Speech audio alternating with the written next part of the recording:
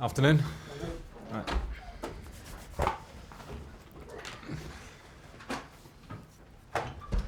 Good afternoon. We'll be into 3 parts today for the Sundays as well. And we'll start with Paul at Sky Sports.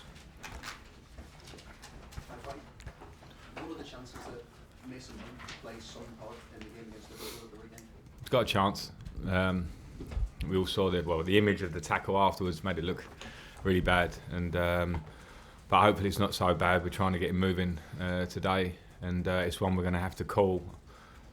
Well, I'll have to call later on, just before the game, with another 24 hours in the bank, etc. So we're trying, and the good thing with Mason is his attitude, which I keep going on about, is so good that he'd give everything to get out there and play for this club, particularly in a game of this size. So we'll have every opportunity and try to get him there. Does that suggest there's no lasting sort of ligament damage or anything, not just to clear that up? Yeah, I mean, there's a lot of swelling, and there was, it didn't look the best. But I think some injuries with the ankle, from my experience as well, I'm not a doctor, but if there's proper damage, there's not much you can do. But sometimes if they're swollen and you strap it up, old school, and get out there, it can be done. So we won't take any risks with him individually, obviously, because there's a bigger picture. But as I say, we'll all do our best. How much of a boost was it to have N'Golo Kante back training with the group? And also, have you got an update on Antonio Rudiger? Yeah, it's a boost with N'Golo. We all know the importance of him for the team, for any team he plays in, obviously, and the attributes that he brings. The question for me is how fit he is, because he's had a long time out now, since the back end of last season. I know he played a couple of games this year, but I wouldn't count them as such, because he missed the pre-season, to be honest. And what he did in Istanbul was miraculous, as opposed to the norm, to play how he did without training. So now we just have to manage him, similar to what I said with Mason. It's like the bigger picture, but great to have him back and around us. You call it miraculous. How much will that performance from him in Istanbul be a factor in your decision for Sunday? A factor amongst others, but I know I said it when I came here. I'm delighted to come and work with a player of his quality, so I'll factor it all in. And if he can bring us positive on the pitch because his fitness is good enough, etc. Now the injury is healing and he still feels it occasionally, then I'll take that into consideration. You got great news this week with the confirmation that Callum Hudson-Odoi has signed and committed his long-term future to Chelsea. Just wondered, what role did you play in that? What did you say to help convince him to sign that contract? Well, I spoke to Callum pre-season when we were away in Dublin, and pretty much as soon as I got the job, I sort of made contact with him to make him aware that I want him to be part of the plans. I think it was a young lad who's come through the academy here. Club's worked hard with him. He's worked hard to get in the first team, or 1 foot in the first team. And for me, it just felt this, what everybody wanted.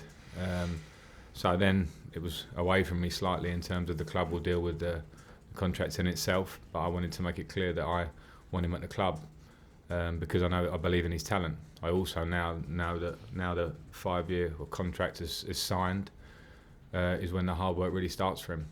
So it's he's got everything in front of him. We know the talent that he has. He's shown it on occasions in the first team when he's had his opportunity. But I think there's a lot more, and it's that pure hard work that will get him there. Did he require much persuasion to sign on? Because there's a lot of talk that he was close to moving on or wanted to move on. Did it require much persuasion? A lot of that talk was before me, to be fair, and a lot of that talk was from last season. So I only saw that from the outside. The only conversations I had were not persuasion. They were just talking about, how I see it at the club, and hopefully Callum can look at the other players around him, the younger players, that again their opportunities, which are not just handed on a plate. They're handed because they deserve them, because the players have worked so hard in pre-season. When you talk about Tammy and Mason and Fikayo, so there's a nice thing for him to see and hopefully be hungry for. And now it's signed and sealed. We can put that to bed and, as I say, get to work. Final one for me: the Premier League, EFL, and the FA have met Twitter today to have some talks about the abuse on social media that described it as quite constructive. I suppose, how welcoming is that, just in general? Tammy Abraham's obviously been a victim of that. How welcoming is it to see progression there? I don't know if that's progression. Only progression is only action. So maybe it's action to talk. But I think when you look at the social media platforms, the ball's in their court. People shouldn't be allowed to hide behind another name, another persona, another whatever. and say anything about anyone and the levels that we've been seeing recently. And that goes across the board, not just Tammy. There are lots and lots of things said about players, people in the spotlight, day in, day out. And I can't stand it. It's not right. So let's see what the action is from their end. Moose. Does the Super Cup final have any bearing on Sunday's game?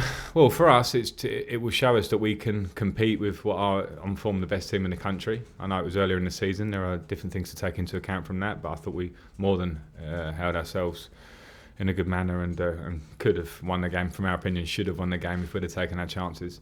But every game is a new thing. We'll have to be at our best, which we've shown in phases this season, and other times we haven't. And against Liverpool, the one thing to be sure is if you aren't at your best for those 90 minutes, or if there's tough moments and you can't dig in, then they are a team that will punish you. So I think this game is now on its own. It's what's in front of us, playing up against the best team in the country at the moment. Jurgen's been gushing in his praise about your young players. He rates them all at £60 million or more, and thinks that, like you, they've got their chance this year because they're good enough. But is that nice when one of the best managers in the world looks at what you're doing and who you're playing and is praiseworthy of them? It's not about the players or me. No, you're playing. So it's not me. He likes you as well. I'm only joking. I don't mind. I don't need the praise. I just respect him hugely, and it was a nice thing for me going up against him in the Super Cup, because I've got huge respect. I love the way he's come into that club, his charisma, but not just that, professionally, how he went in there and has his way and doesn't mess about, and he's got quite rightly the success he deserves for how he works. So I'll take words from him as a fantastic and experienced coach about our players and what they're doing, and hopefully working in the right way, and be happy with that. Yeah. So that, if you're talking about the individual players, then that's great for them. And as I also keep saying every game that we talk, is that I must never accept that as that's praise, that's great, and now I can relax. They need to use that to get even better. Finally, from me, is it the biggest test for Tammy up against Van Dijk and for Tomori up against whichever the front three for Liverpool he plays against on Sunday? Well, if they play, yes. Yeah, obviously. Yeah, if they, yeah, but I know what you mean, because I think Van Dijk, clearly the performances he's put in this year, throwing him up in for all the awards individually, is quite right. He's an incredible player, and seemingly has every attribute needed to be a defender and more. So yeah, a test for our centre forward, and yeah, I mean Tomori, I think, has shown real quality and a real calmness about how he's arrived into the first team in the Premier League. What we must make sure is, as I sort of alluded to earlier, with Liverpool, you give them 1 second or half a second, and they're gone, and they can hurt you. So those are the things that all our defenders will have to be aware of. Okay, last question, Martin. Hi, Frank. Hi, mate. Jurgen did praise you actually as well. So I feel all needy now. you can blush at that as well. I was just going to ask about you. I've seen you around here for so many years, coming in, doing your work, going away again. What's life been like the last 3 months back at Cobham, back at Stamford Bridge? Hard work. In the right way. I always expected that. I had hard work at Derby last year, and coming to Chelsea, it's a club that I obviously love and I feel at home, but it hasn't taken away the fact that I want to give everything to try and be a success here. So great to be around familiar faces, but it's been tough because I want success, and I think it only comes with one way, and I'm working towards that. So yeah, I've had some great moments where you see signs of improvement. You know, the Wolves game last week was something special for me to see. A really good team performance, but within that, the young lads that have come through the academy getting quite rightly praised for the way they performed. So those sort of moments are there. But yeah, I am one of those. I'm in the moment, and at the moment I'm working towards something. So I can't say I'm kicking back and enjoying it yet, albeit I'm very happy to be here. I'm sure you will enjoy it. Thanks. Okay, cameras off, please. We'll move on to the daily newspapers.